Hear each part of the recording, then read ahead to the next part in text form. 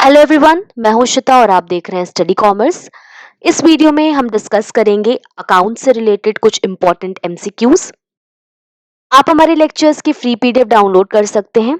इसके लिए आप हमें टेलीग्राम पर ज्वाइन कर सकते हैं, जिससे रिलेटेड इंफॉर्मेशन आपको डिस्क्रिप्शन बॉक्स में मिल जाएगी, या फिर इस क्यूआर कोड को स्कैन करके भी आप हमें ज्वाइन कर सकते हैं। तो चलिए शुरू करते हैं। फर्स्ट क्वेश्चन है, which of the following is an accounting equation? Options हैं liabilities is equal to assets plus capital, दूसरा है capital is equal to assets minus liabilities, तीसरा है capital is equal to assets plus liabilities, और fourth दिया है assets is equal to liabilities capital.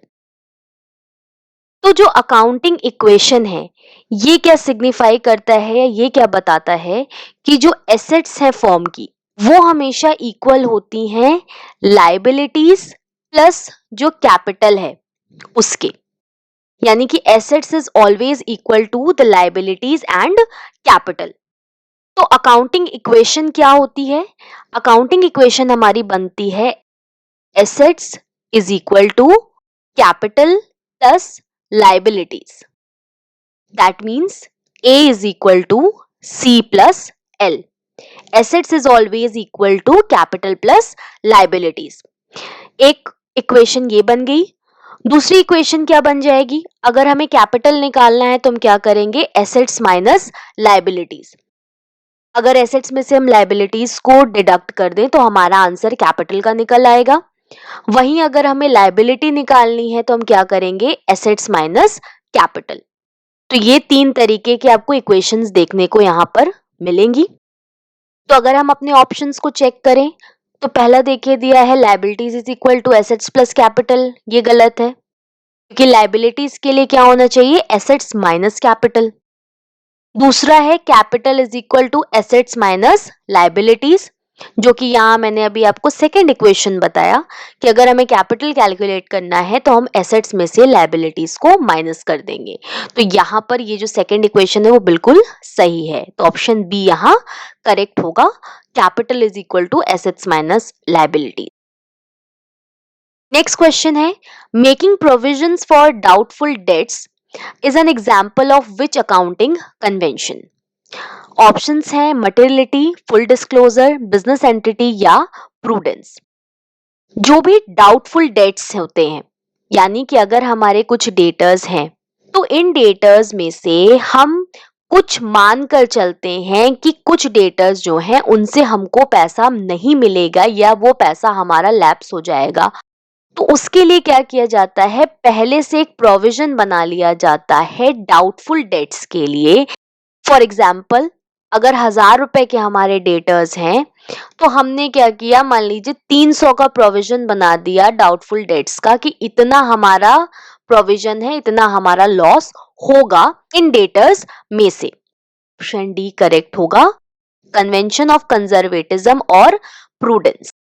ये क्या बताता है? ये बताता है कि all the anticipated losses should be recorded in the books of account. जितने भी एंटिसिपेटेड लॉसेस हैं उनको हमको बुक्स ऑफ अकाउंट में रिकॉर्ड करना चाहिए, लेकिन अगर कोई एंटिसिपेटेड गेन होने वाला है तो उसको हमको इग्नोर करना चाहिए, वो बुक्स में रिकॉर्ड नहीं होता है। ये जो कन्वेंशन ऑफ कंजर्वेटिज्म है ये एक्चुअली प्लेइंग सेफ है।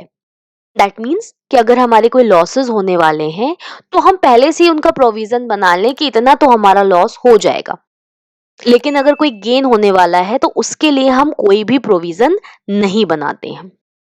यहाँ पे जो प्रोविजन बनाया जाता है वो नॉन लायबिलिटीज के लिए बनाया जाता है। जो लायबिलिटीज आपको नॉन है उनके लिए बनाया जाता है, नॉन लायबिलिटीज या लॉसेस के लिए बनाया जाता है, चाहे उनके अमाउंट को हम एक्यूरेटली डिटरमाइन कर पाए या ना कर पाए। इसके अलावा और यहाँ पर दिया हुआ है मटेरियलिटी।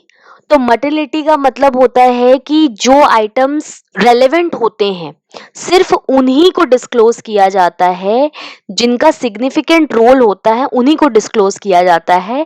बाकी आइटम्स जो अनइम्पॉर्टेंट हैं या जरूरी नहीं है उनको हमें दिखाने की जरूरत नहीं है। ये मटेरियलिटी कहता है, दैट मीन्स मटेरियल फैक्ट्स, जो इंपॉर्टेंट फैक्ट्स हैं, जो इंपॉर्टेंट आइटम्स है, सिर्फ उन्हीं को शो किया जाए। इसी का ठीक उल्टा कहता है कन्वेंशन ऑफ फुल डिस्क्लोजर। ये कहता है जितनी भी इंफॉर्मेशन है उसका फुल डिस्क्लोजर होना चाहिए, फुल्ली उस इंफॉर्मेशन को डिस्क्लोज किया जाना चाहिए, कंप्लीट इंफॉर्मेशन दी जानी चाहिए। तो ये जो कंप्लीट इंफॉर्मेशन है या जो सफिशिएंट इंफॉर्मेशन से, ये किससे रिलेटेड है? तो जो फाइनेंशियल स्टेटमेंट के यूजर्स होते हैं उनसे एसोसिएटेड जितनी भी इंफॉर्मेशन है उनका फुल डिस्क्लोजर होना चाहिए, पूरी तरीके से कंप्लीट इंफॉर्मेशन यहाँ डिस्क्लोज की जानी चाहिए। इसी रीजन से फुल डिस्क्लोजर के वजह से ही हम कंटीजेंट लायबिलिटीज दिखाते हैं। कंटीजेंट लायबिलिटीज मतलब ऐसी लायबिलिटीज जो अभी तो लायबिलिटी नहीं है बट फ्यूचर में लायबिलिटी बन सकती है, उसको भी हम शो करते हैं due to convention of full disclosure. Business entity concept ये कहता है कि जो बिजनेसमैन है या प्रोपराइटर है और जो बिजनेस है वो दोनों क्या है? अलग अलग है, डिस्टिंक्ट है फ्रॉम ईच अदर। इसलिए जो भी अकाउंट्स बनाए जाते हैं बिजनेस को ध्यान में रख के बनाए जाते हैं, बिजनेस के नेम में बनते हैं, ना कि बिजनेसमैन के। इसी रीजन से जब भी ड्राइंग्स होती हैं, अगर प्रोपराइटर बिजनेस से कोई भी पैसा निकालता है तो उसको ड्राइंग्स माना जाता है, दैट मीन्स वो बिजनेस का एक्सपेंस नहीं है। इसके लिए क्या किया जाता है? जो प्रोपराइटर होता है उसको इंटरेस्ट देना पड़ता है टू द बिजनेस। इसलिए जितना कैपिटल प्रोपराइटर ने इन्वेस्ट किया है उतने तक के लिए वो फर्म का क्रेडिटर होता है due to business entity concept. Next question देख लेते हैं। नेक्स्ट क्वेश्चन है according to which accounting concept income tax paid by the proprietor is debited to drawings account. Option है गोइंग कंसर्न, प्रूडेंस, अक्रूवल या business entity concept. इसका सही answer है option D, business entity concept.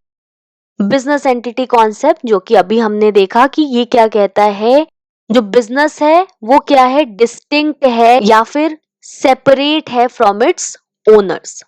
जो business है वो owners से separate होता है, इसलिए जो भी बुक्स ऑफ अकाउंट्स बनाए जाते हैं वो किसको ध्यान में रख के बनाए जाते हैं? बिजनेस को ध्यान में रख के बनाए जाते हैं।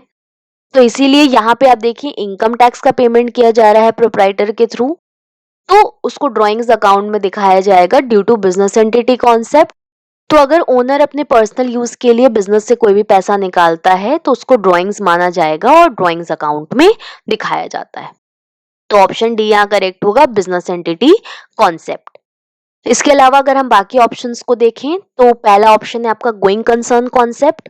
गोइंग कंसर्न कॉन्सेप्ट कहता है कि जो बिजनेस है वो फ्यूचर में लंबे समय तक चलेगा, ये सोच करके बिजनेस को चलाया जाता है। ये अजम्पशन होता है कि बिजनेस लॉन्ग टर्म में फ्यूचर में चलेगा। जो ट्रांजैक्शंस रिकॉर्ड किए जाते हैं बुक में वो इसी बात को ध्यान में रख के रिकॉर्ड किए जाते हैं कि बिजनेस अभी लॉन्ग टर्म के लिए चलेगा। बुक्स ऑफ अकाउंट्स में जो फिक्स एसेट्स हैं वो ओरिजिनल कॉस्ट पे रिकॉर्ड किए जाते हैं और हर साल उन पर डेप्रिसिएशन चार्ज किया जाता है। यहाँ पर हम मार्केट वैल्यू को कंसिडर नहीं करते हैं। दूसरा है प्रूडेंस, जिसके बारे में हमने अभी बात किया कि जो भी एंटिसिपेटेड लॉसेस होते हैं उनके लिए पहले से प्रोविजन बनाया जाता है और जो गेन्स होते हैं उनको छोड़ दिया जाता है, उनके लिए कोई भी प्रोविजन नहीं बनाया जाता है। नेक्स्ट है अक्रूवल कॉन्सेप्ट। अक्रूवल कॉन्सेप्ट कहता है कि जब भी कोई सेल हो रही है या कोई सर्विस रेंडर की जा रही है उसी टाइम जो ट्रांजैक्शन होगा उसको रिकॉर्ड कर लिया जाता है। दैट मीन्स सेल करने पे या कोई सर्विस प्रोवाइड करने पे जो हमको रेवेन्यू रिसीव होगा उसको हम उसी टाइम रिकॉर्ड कर लेते हैं, भले ही हमको कैश रिसीव हुआ हो या ना हुआ हो। दैट मीन्स जो भी रेवेन्यू होगा या जो भी एक्सपेंस होगा वो जिस अकाउंटिंग पीरियड से एसोसिएटेड होता है उसी अकाउंटिंग पीरियड में हम उसको दिखाते हैं, भले ही हमको उसके लिए कैश मिला हो या ना मिला हो, हमने कैश पेमेंट किया हो या ना किया हो।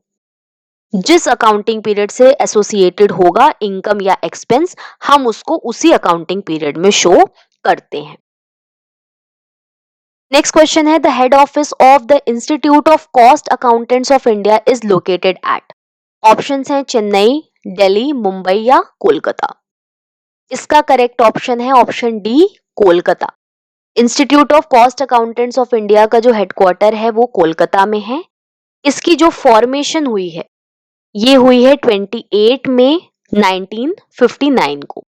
और इसकी जो पेरेंट ऑर्गेनाइजेशन है, यानी किस ऑर्गेनाइजेशन के ये अंडर में आती है, तो वो है ministry of corporate affairs. Next question है, in double entry system of accounting every business transaction affects.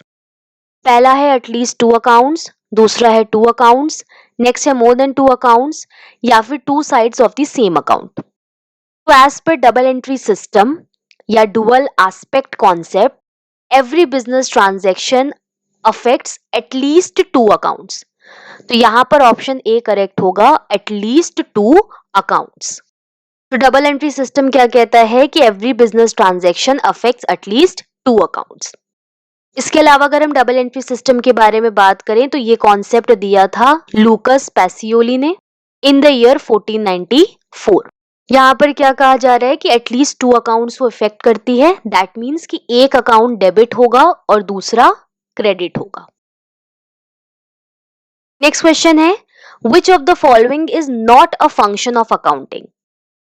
पहला है प्रॉफिट मैक्सिमाइजेशन, दूसरा है कीपिंग सिस्टमैटिक रिकॉर्ड्स, थर्ड है मीटिंग लीगल रिक्वायरमेंट्स और फोर्थ है protecting the assets of business.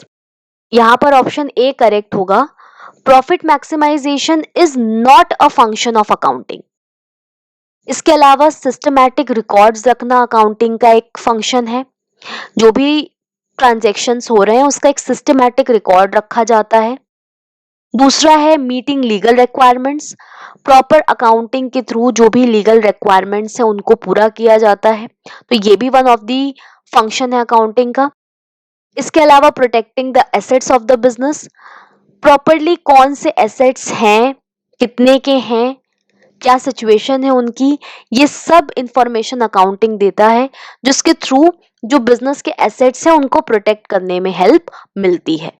इसके अलावा अकाउंटिंग जो बिजनेस के प्रॉफिट्स एंड लॉसेस हैं उसके बारे में बताता है, फाइनेंशियल पोजीशन के बारे में बताता है, ये सभी इसके फंक्शंस हैं। नेक्स्ट क्वेश्चन देख लेते हैं, what is prepared after ledger posting. Ledger में पोस्टिंग करने के बाद, ट्रांजैक्शंस को लेजर में पोस्ट करने के बाद क्या किया जाता है या क्या प्रिपेयर किया जाता है। ऑप्शंस हैं trial balance, trading account, PL account या फिर बैलेंस शीट। तो यहां पर ऑप्शन ए करेक्ट होगा, लेजर में पोस्टिंग करने के बाद ट्रायल बैलेंस बनाया जाता है। ट्रायल बैलेंस क्या है? ट्रायल बैलेंस एक स्टेटमेंट होता है, ये ध्यान रखिएगा। ट्रायल बैलेंस कोई अकाउंट नहीं होता है, बल्कि ये क्या है, एक स्टेटमेंट है जिसमें जो भी लेजर अकाउंट्स होते हैं, कैश बुक होती है, उनकी क्या किया जाता है, जो बैलेंसेस होते हैं उसको ट्रायल बैलेंस में शो किया जाता है, ट्रायल बैलेंस में दिखाया जाता है। लेजर अकाउंट्स की अरिथमेटिकल एक्यूरेसी को चेक करने के लिए ट्रायल बैलेंस प्रिपेयर किया जाता है। नेक्स्ट क्वेश्चन है, the process of transfer the entries from subsidiary to ledger is known as balancing, journalising, posting या ट्रांसफरिंग। तो जो सब्सिडियरी बुक्स हैं उनसे जब हम लेजर में एंट्रीज को ट्रांसफर करते हैं तो इस प्रोसेस को हम कहते हैं पोस्टिंग। तो यहां पर आपका ऑप्शन सी करेक्ट होगा, पोस्टिंग। जर्नलाइजिंग का मतलब क्या होता है? तो process of recording transactions in journal. Journal में जब हम ट्रांजैक्शंस को रिकॉर्ड करते हैं तो उस प्रोसेस को हम कहते हैं जर्नलाइजिंग।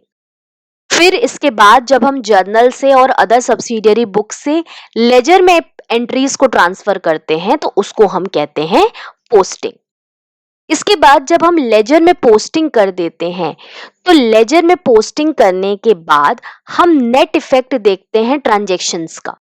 ट्रांजैक्शंस के नेट इफेक्ट को हम देखते हैं, दैट मीन्स जो भी ट्रांजैक्शंस रिकॉर्ड किए गए हैं उसमें जो डेबिट का टोटल है और जो क्रेडिट का टोटल है, इसके बीच के डिफरेंस को हम देखते हैं। डेबिट और क्रेडिट के बीच के डिफरेंस को हम देखते हैं लेजर्स में। ये जो प्रोसेस है डिफरेंस को देखना, डिफरेंस निकालना, इस प्रोसेस को हम कहते हैं बैलेंसिंग। नेक्स्ट क्वेश्चन है, A and B share the profits and losses in the ratio of 4:3. They admitted C for 1/8 share in profit. The new profit sharing ratio of A, B and C will be. यहाँ पर A और B का आपको share दिया हुआ है जो कि है 4:3. एक नया पार्टनर आया है C जो कि आया है 1/8 शेयर के लिए. हमको बताना है कि new profit sharing ratio NPR क्या होगा. तो हम मान लेते हैं, सपोज कर लेते हैं कि जो प्रॉफिट है फर्म का वो क्या है, 1 रुपए है, 1 रुपीज है. अब इस 1 रुपए में से हमने 1/8 यानी 1/8 शेयर दे दिया सी को, तो रिमेनिंग कितना प्रॉफिट बचेगा. रिमेनिंग प्रॉफिट क्या हुआ, रिमेनिंग प्रॉफिट आपका हो गया 1 - 1/8, दैट मीन्स 7/8. अब ये जो 7/8 है, ये जो पार्टनर्स हैं ए और बी, ओल्ड पार्टनर्स, वो अपने ओल्ड प्रॉफिट शेयरिंग रेशियो में इस प्रॉफिट के शेयर को लेंगे. तो अगर हम ए का न्यू शेयर निकालें, न्यू शेयर ऑफ ए, तो ये कितना हो जाएगा, 4/7 इंटू 7/8. ये हो गया आपका 56, 7 4 28. इसी तरीके से हम बी का भी नया शेयर निकाल लेते हैं. बी का ओल्ड प्रॉफिट शेयरिंग रेशियो है 3/7 का, इसमें हम इसको 7/8 जो प्रॉफिट है वो दे देंगे, तो ये आपका हो जाएगा 7 3 21. और सी कितने के लिए आया है, 1/8 के लिए.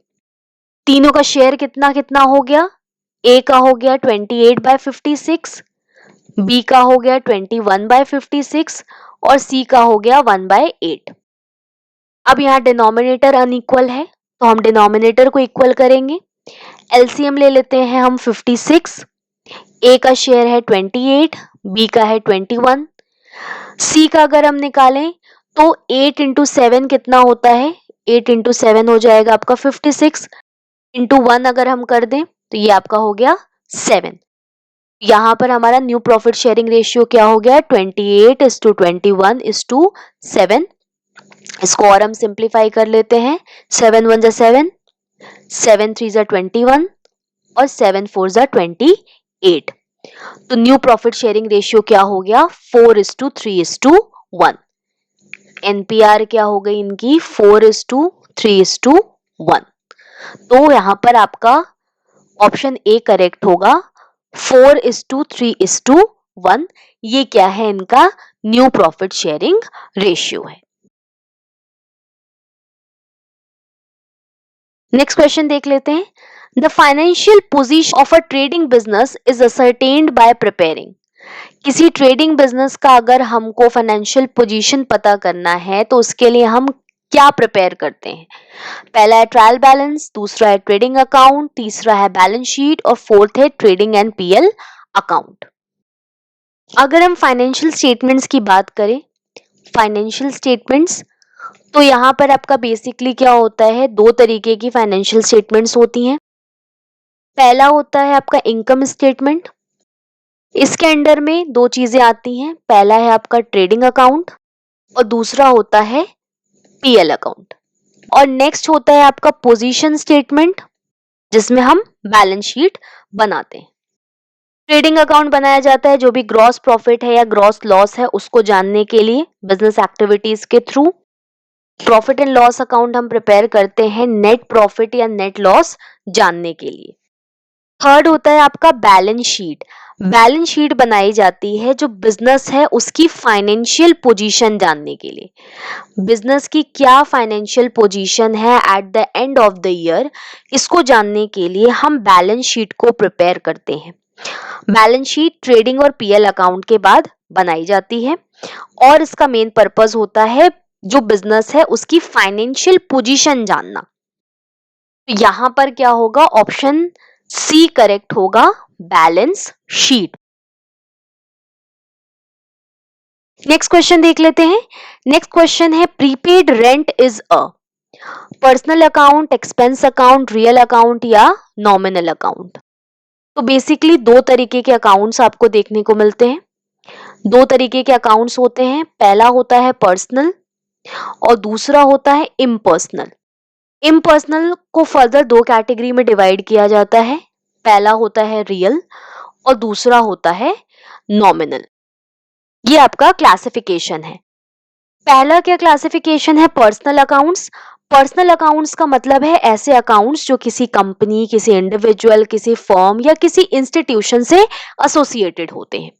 जैसे कि हम अगर कहें राम का अकाउंट, राम्स अकाउंट, ये क्या है? एक पर्सनल अकाउंट है। या ABC limited, ABC limiteds account, तो ये एबीसी लिमिटेड क्या है? एक फर्म है। इसका जो अकाउंट होगा वो भी क्या होगा?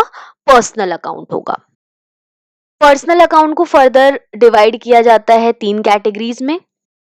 पहली होती है नेचुरल पर्सनल अकाउंट, दूसरा होता है आर्टिफिशियल पर्सनल अकाउंट और तीसरा होता है representative personal account. Natural personal account का मतलब है जो नेचुरल पर्सन से रिलेटेड हो, राम, श्याम, सीमा, यानी दैट मीन्स ह्यूमन बीइंग से रिलेटेड जो अकाउंट हो वो क्या होगा? नेचुरल पर्सनल अकाउंट होगा। दूसरा है आपका आर्टिफिशियल, दैट मीन्स जो नेचुरल ह्यूमन बीइंग से एसोसिएटेड ना हो, आर्टिफिशियल पर्सन से एसोसिएटेड हो, जैसे फर्म का अकाउंट हो गया, कंपनी का अकाउंट हो गया या इंस्टीट्यूशंस का अकाउंट हो गया।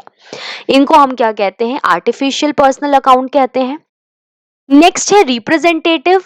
रिप्रेजेंटेटिव पर्सनल अकाउंट का मतलब है कि ऐसा अकाउंट जो किसी ग्रुप ऑफ पर्संस को रिप्रेजेंट करता हो, ग्रुप ऑफ पर्संस को रिप्रेजेंट करता हो, उसे हम रिप्रेजेंटेटिव पर्सनल अकाउंट कहते हैं। जैसे हम अगर एग्जाम्पल के तौर पे अगर हम कहें एम्प्लॉइज की सैलरी का अकाउंट, एम्प्लॉइज की जो सैलरी है उसका अकाउंट, तो यहाँ हम क्या कर रहे हैं? एम्प्लॉइज की, यानी कुछ ग्रुप ऑफ पर्संस की, ग्रुप ऑफ एम्प्लॉइज की बात कर रहे हैं, उनकी सैलरी की बात कर रहे हैं, तो ये क्या होता है? रिप्रेजेंटेटिव पर्सनल अकाउंट होता है। रियल अकाउंट का मतलब होता है कि वो सभी चीजें जिनको हम मनी के टर्म में मेजर कर सकते हैं, उनसे रिलेटेड जो अकाउंट होता है, या प्रॉपर्टीज जो हैं, बिजनेस की जो प्रॉपर्टीज हैं उनसे रिलेटेड जो अकाउंट होता है वो क्या होता है? रियल अकाउंट होता है। जैसे कि आपका हो गया cash account, furniture account, machinery account, ये सभी क्या है? हमारे रियल अकाउंट होते हैं। रियल में भी फर्दर 2 तरीके का आपका अकाउंट हो सकता है। पहला होता है टेंजिबल रियल अकाउंट और दूसरा होता है intangible real account.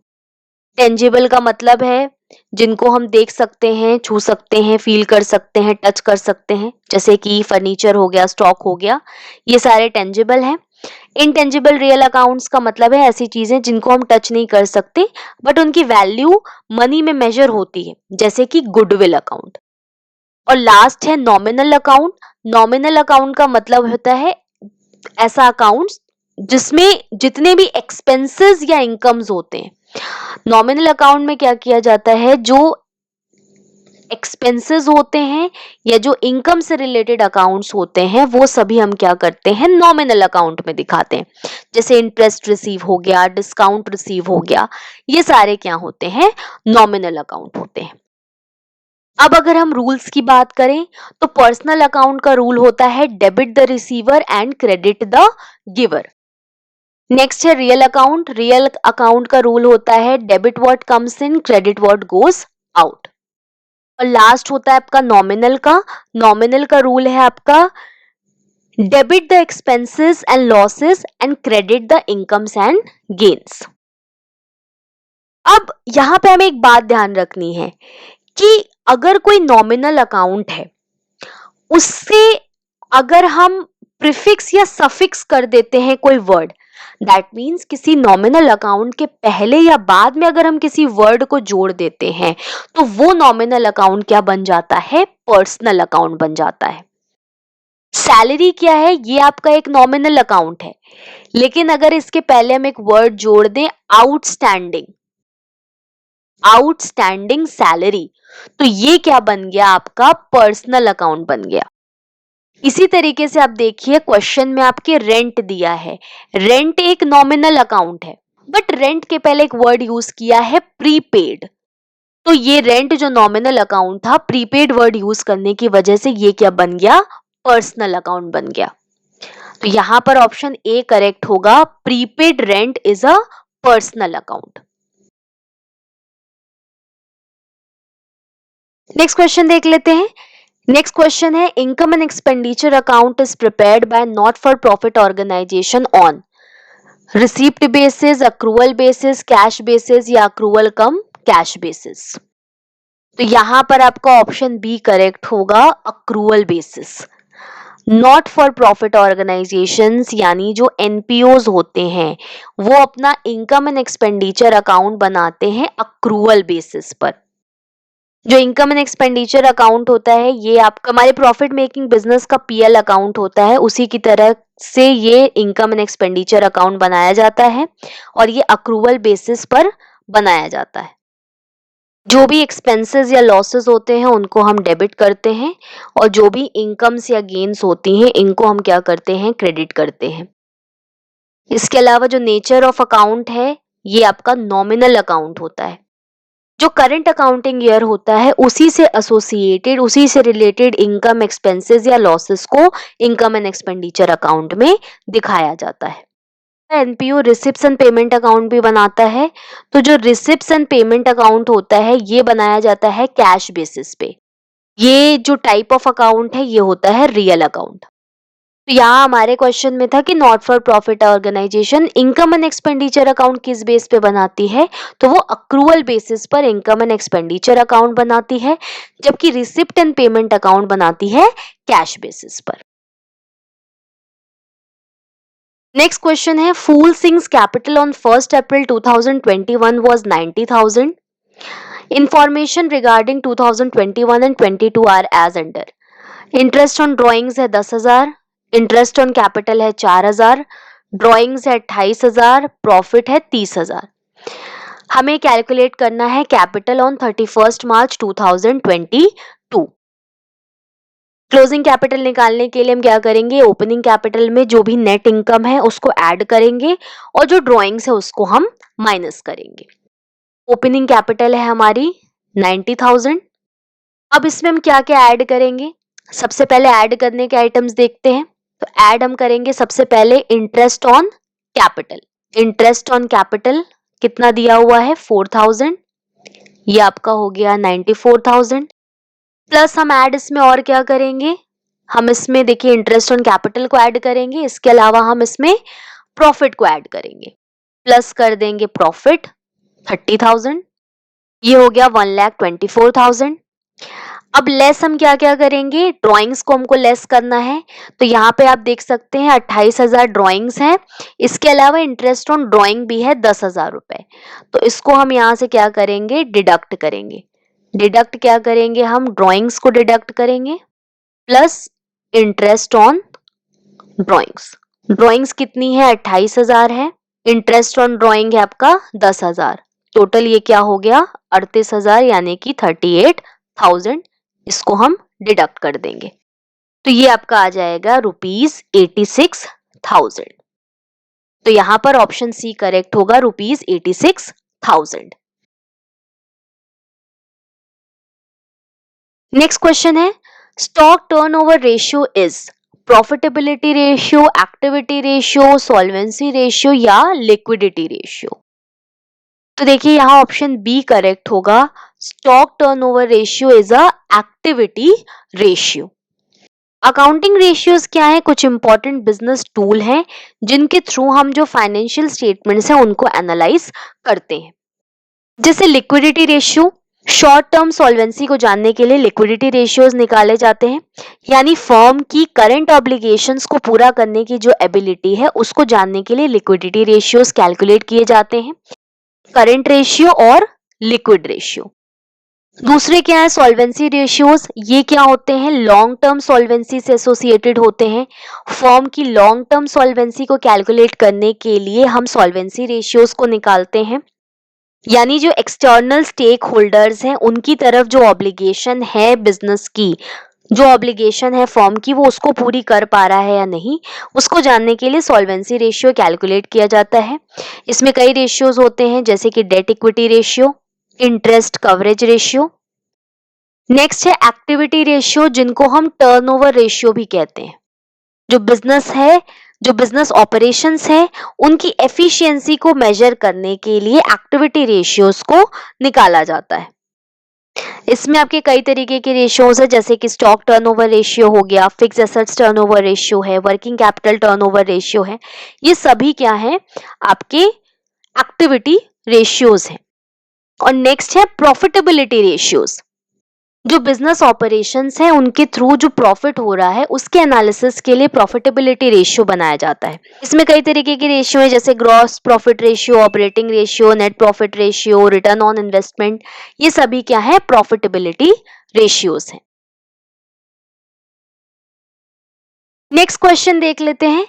Excess of current assets over current liabilities is known as net fixed capital, net working capital, gross fixed capital या gross working capital। तो excess of current assets over current liabilities is equal to net working capital। ये business की short term liquidity को measure करने में help करता है। तो यहां पर ऑप्शन बी करेक्ट होगा।